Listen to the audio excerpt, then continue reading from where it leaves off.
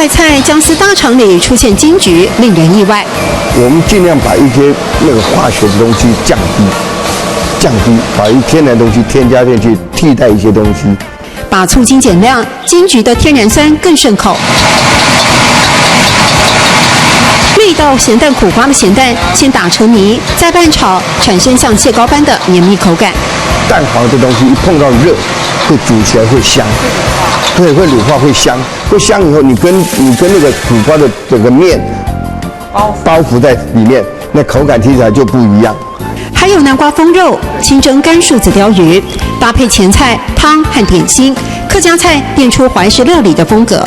那为什么人家的西餐，人家西式吃饭一套里面要卖700-800块，1000多块钱？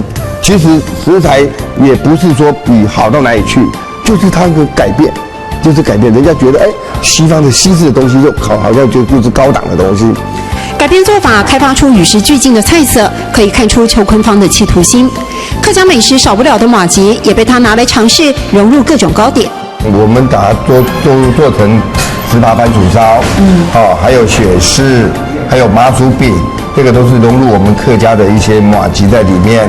我们口味懂头哦，它刚好是亮皮像是比如这样型，请今天点心口味很多，口味很多，对，就是把麻糬的附加价值再运用的广一点，多一点。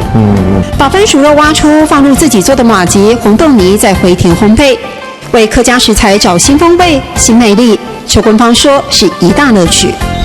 在传统的料理和点心当中投入更多的创意，也使得客家料理吸引人的元素越来越丰富。像是调的点心，口味很多哦。像是调的点心，口味很多哦。